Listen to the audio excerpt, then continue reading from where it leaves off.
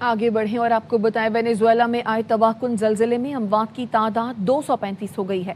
وزارت صحت کا کہنا ہے 4300 سے زائد افراد زخمی، ہزاروں لاپتہ ہیں۔ تباہ ہونے والی سینکڑوں عمارتوں کے ملبے تلے دبے افراد کی تلاش جاری ہے۔ ایران نے امریکہ اور خلیج تعاون کونسل کے مشترکہ اعلامیہ کو مسترد کر دیا۔ ایرانی وزارت خارجہ نے جی سی سی اور امریکہ کے مشترکہ اعلامیہ کو مداخلت اور اشتعال انگیز قرار دیا۔ کہا امریکہ کو خلیجی ملکوں کی امن و سلامتی کی کوئی پرواہ نہیں۔ امریکہ نے علاقائی فوجی اڈے استعمال کر کے خلیجی ممالک کی سلامتی کو نظر انداز کیا۔ جی سی سی ممالک کے تحفظ سے متعلق امریکی دعوے حقائق کے برعکس ہیں۔ ایران نے خلیجی ممالک سے مطالبہ کیا کہ وہ جوہری ہتھیاروں سے پاک مشرق وسطیٰ کی تجویز کی حمایت کریں۔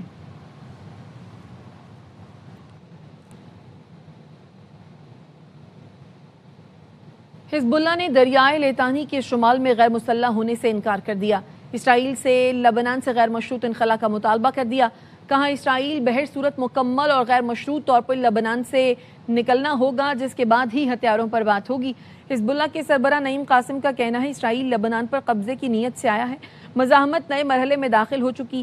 لبنانی حکومت نصف لبنانی عوام کو اپنے خلاف نہیں کر سکتی۔ نعیم قاسم نے ایم او یو کو امریکہ اور اسرائیل کی ناکامی قرار دیتے ہوئے کہا برداشت ہماری حکمت عملی تھی، کمزوری نہیں۔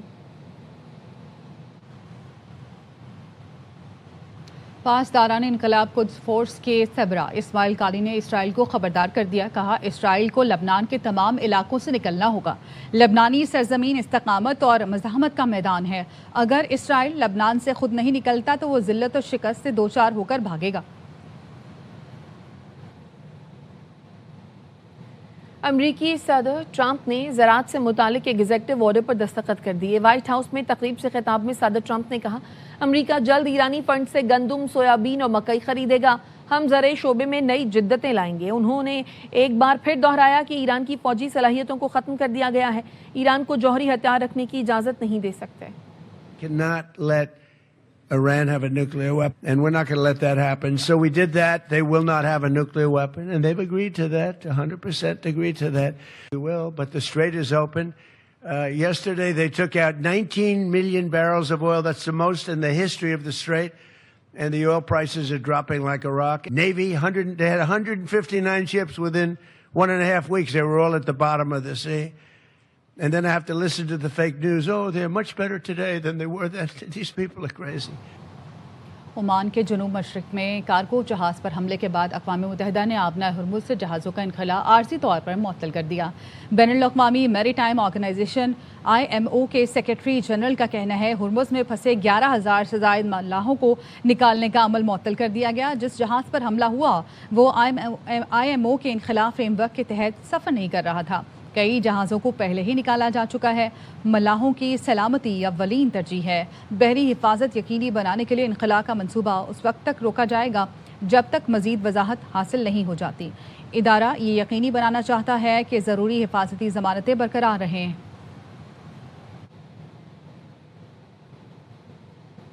بین الاقوامی ایٹمی توانائی ایجنسی کے سربراہ رافیل گروسی کا کہنا ہے امریکہ اور ایران میں MOU کے بعد IAEA کو ایرانی جوہری تنصیبات تک رسائی کا اختیار مل گیا ہے۔ ٹوکیو میں میڈیا سے گفتگو میں رافیل گروسی نے کہا صرف ارادے کافی نہیں ہوتے، جنگ کے بعد ہمیں جلد از جلد ایک بہت ٹھوس تصدیقی اور نگرانی کا نظام قائم کرنا ہوگا۔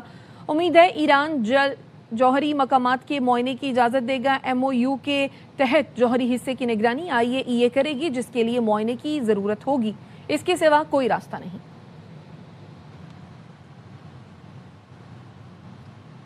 سعودی آئل کمپنی ارامکو نے تقریباً 4 ماہ بعد راس تنور ٹرمینل سے تیل کی لوڈنگ دوبارہ شروع کر دی ہے۔ خبر ایجنسی رائٹرز کا کہنا ہے سعودی عرب نے تیل برآمدات معمول پر لانے کی کوششیں تیز کر دیں۔ جنگ سے قبل یومیہ 50 لاکھ بیرل سے زائد خام تیل برآمد کرتا تھا۔ بندرگاہ پر 2 سپر آئل ٹینکرز خام تیل لوڈ کر رہے ہیں۔ ہر VLCC ٹینکر 20 لاکھ بیرل خام تیل لے جانے کی صلاحیت رکھتا ہے۔ کالعدم کمیٹی کی جانب سے آزاد جموں و کشمیر میں انتشار پھیلانے کی سازش ایک بار پھر بے نقاب ہو گئی۔ آزاد جموں و کشمیر پولیس نے پرتشدد کارروائیوں کے لیے اسلحہ لے جانے والے انتشاری کمیٹی کے ناصر کو گرفتار کر لیا۔ پولیس ذرائع کے مطابق ڈڈیال سے راولا کوٹ اسلحہ لے جانے والے کالعدم انتشاری کمیٹی کے 2 افراد کو ناکے پر رنگے ہاتھوں گرفتار کیا گیا۔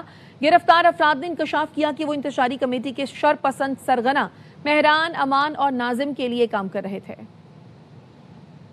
وزیرت محمد جمعہ ہے، میں ڈڈیال سنٹر لا رہا سی۔ ہمارا نام آقا محبوب ہے، ولد محبوب حسین ہے، میں ڈڈیال لا رہا سی ہوں۔ اساں ایکشن کمیٹی نے عام رکو نا، ایکشن کمیٹی نے جڑے بھی دھرنے ہوئے اساں اس میں جانے نے تے میری کال سی اس دھرنے وچ اساں ایکشن کمیٹی نال ملی تے توڑ پھوڑ کیتی ہے۔ اساں راولا کوٹ موجود سے ہاں، اساں کی خواجہ مہران ہے کہ جاؤ ڈڈیال تو جنید کو ہوئے اسلحہ چاہو تے اساں اس اسلحے کی فورس میں خلاف استعمال کرساں تو اساں پھر جانے پہ سیاں تروڑیاں وچ پایا سی اسلحہ، راستے وچ اساں کی پولیس نے ناکا لگیا سی، اساں گرفتار ہو گئے ہیں۔ خواجہ مہران نے کہا تھا یہ سارا اسلحہ پولیس اور رینجر کو کے خلاف استعمال کیا جائے گا۔ کچھ بندے جڑے اتھے واپس آئی گئے ہیں، کچھ بندے جڑے اتھے جڑے موجود ہیں انہوں نے موٹر سائیکلاں دیاں چابیاں، گڈیاں دیاں چابیاں مہران اور ناظم کو جمع کیتیاں، انہاں کی نیت چھنے پہ۔ ہم عوامی ایکشن کمیٹی کے کسی بھی کام میں شامل نہیں ہوں گے اور ہم عوام سے ہم اپیل کرتے ہیں کہ وہ بھی اس طرح کے کسی بھی کام میں شامل نہ ہوں۔ فیصل آباد زرعی یونیورسٹی کے استاد نے بڑھتی آبادی کی غذائی ضروریات پوری کرنے کے لیے کم جگہ پر مچھلیوں کی زیادہ پیداوار کے لیے bio flock aqua culture technology کے پائلٹ پروجیکٹ کا آغاز کر دیا۔ قمر زمان کی رپورٹ۔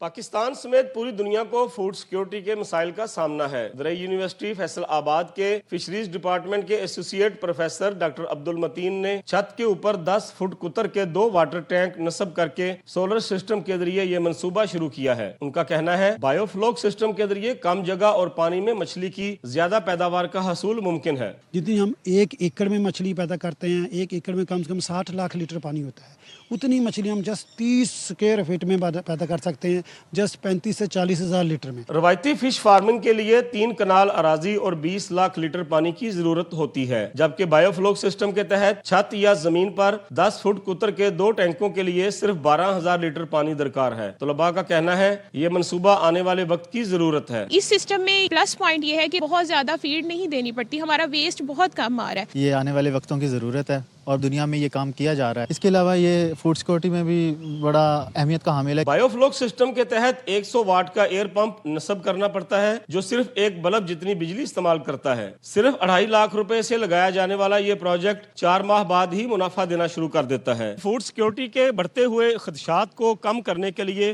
زرعی یونیورسٹی فیصل آباد کا یہ پروجیکٹ ایک بڑی کاوش ہے۔ کیمرہ مین محمد منیر کے ساتھ قمرالزمان ARY نیوز فیصل آباد۔ کوئٹہ چمن پیسنجر ٹرین گزشتہ 3 ماہ سے بند ہونے کے باعث شہریوں کو آمد و رفت میں مشکلات کا سامنا ہے۔ پیٹرولیم مصنوعات کی قیمتوں میں کمی کے بعد عوام نے ٹرین سروس کی فوری بحالی کا مطالبہ کیا ہے۔ اختر گلفام کی رپورٹ۔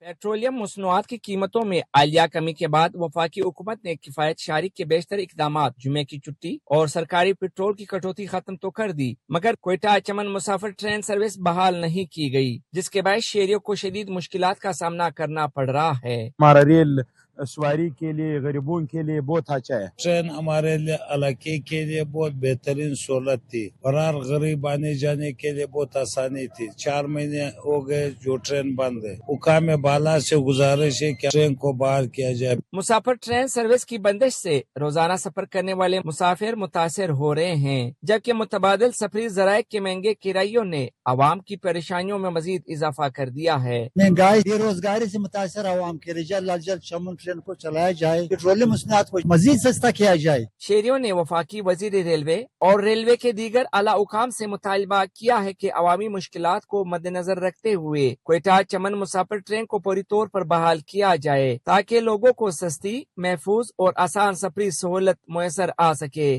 کیمرہ مین آیت اللہ کے ساتھ اختر گلفام ARY نیوز چمن۔ محرم میں لنگر اور نیاز کے لیے استعمال ہونے والی اشیاء بھی مہنگی ہو گئی، جس کی وجہ سے لنگر اور نیاز کے اخراجات میں اضافہ ہونے سے شہری پریشان ہیں۔ سکر سے جہانزیب وسیر کی رپورٹ۔ محرم الحرام میں لنگر اور نیاز کے استعمال میں ہونے والی اشیاء کی قیمتوں میں اضافہ دیکھنے میں آ رہا ہے۔ چاول، دالیں، چھولے، گھی اور دیگر ضروری اشیاء مہنگے داموں فروخت کی جا رہی ہیں، جس سے شہری پریشان ہیں۔ ہر چیز مہنگی ہے، چھولے مہنگے ہو گئے، چاول مہنگے ہو گئے اور جو مسالہ جات ہیں وہ مہنگے ہو گئے ہیں۔ اب ظاہر بات ہے کہ جو دیگ بنتی تھی کسی زمانے کے اندر 6-7 ہزار کی، اب وہ بن رہی 15-16 ہزار کی۔ محرم کے مقدس مہینے کا کوئی احترام کرنا چاہیے اور چیزوں پہ اپنا پرافٹ کم رکھ کے اس کو نیچے لانا چاہیے۔ شہریوں کا کہنا ہے کہ ہر سال محرم میں استعمال ہونے والی اشیاء کی قیمتیں بڑھا دی جاتی ہیں، جبکہ متعلقہ ادارے خاموش تماشائی بنے ہوئے ہیں۔ مہنگائی کے بعد لنگر اور نیاز کا اہتمام کرنے والوں کے اخراجات میں بھی نمایاں اضافہ ہوا ہے۔ تمام چیزیں مہنگی ہو گئی، محرم شروع ہوتے ہی چاول مہنگے ہو گئے، چھولے مہنگے ہو گئے، تیل مہنگا ہو گیا، غریب آدمی نیاز کیسے کرے گا؟ کوئی حکومت کوئی نہیں کر رہی، کوئی نظر نہیں آ رہا ادھر ریٹ کنٹرول کے لیے۔ ہمیشہ یہ کم کرنے کے بجائے یہ بڑھا دیتے ہیں ہر چیز کو، نہ ان کے اوپر کوئی چیک اینڈ بیلنس کا کوئی نظام ہے۔ عوام نے مطالبہ کیا ہے کہ انتظامیہ فوری طور پر بازاروں کی نگرانی کرے اور منافع خور عناصر کے خلاف کارروائی عمل میں لائی جائے تاکہ محرم الحرام کے دوران شہریوں کو ریلیف فراہم کیا جا سکے۔ کیمرہ مین محمد علی سولنگی کے ساتھ جہاز بصیر، ARY نیوز سکھر۔ تاریخ میں پہلی دفعہ شاہی خاندان کی ٹیکس تفصیلات شائع کر دی گئیں۔ شاہ چارلس سوم نے گزشتہ مالی سال میں تقریباً 13 ملین پاؤنڈ ٹیکس ادا کیا۔ وہ سب سے زیادہ ٹیکس دینے والی 100 شخصیات میں شامل ہیں۔ اسی طرح پرنس آف ویلز شہزادہ ولیم نے گزشتہ مالی سال میں 7.76 ملین پاؤنڈ ٹیکس ادا کیا ہے۔ برطانوی بادشاہ قانونی طور پر income tax, capital gains tax یا وراثتی ٹیکس ادا کرنے کے پابند نہیں ہوتے، لیکن 1990 کی دہائی میں طے پانے والے ایک رضاکارانہ معاہدے کے تحت بادشاہ ٹیکس ادا کرتے ہیں۔ محل کے اہلکار جیمز شلمز نے کہا، شاہی مالیات بظاہر پیچیدہ نظر آ سکتی ہیں، مگر یہ ایک منظم قانونی ڈھانچے کے تحت چلتی ہیں جس کا مقصد بادشاہ کو آزادانہ اور شفاف انداز میں خدمات انجام دینے کے قابل بنانا ہے۔ یورپ میں سورج آگ برسا رہا ہے۔ شدید گرمی اور ہیٹ ویو میں اموات کی تعداد 264 پر جا پہنچی۔ اسپین میں 4 روز کے دوران 212 افراد جان سے گئے۔ فرانس میں 52 افراد کو گرمی نے شکار کیا۔ 2 ایٹمی ری ایکٹر بند کر دیے گئے۔ برطانیہ کے اسپتالوں میں کولنگ سسٹم بیٹھنے سے طبی آلات نے کام چھوڑ دیا۔ غیر ہنگامی آپریشنز اور سکین عارضی طور پر ملتوی کر دیے گئے۔ یورپی یونین اجلاس میں سویڈن کی خاتون وزیر اپنے 3 ماہ کے بچے کو بھی ساتھ لے آئیں۔ اجلاس کے دوران تقریر بھی کی اور بچے کو بھی سنبھالا۔ خاتون وزیر کا کہنا تھا وہ دکھانا چاہتی ہیں ایک اچھا وزیر اور ماں بننے میں سے کسی ایک کا انتخاب کرنے کی ضرورت نہیں، دونوں کام ساتھ کیے جا سکتے ہیں۔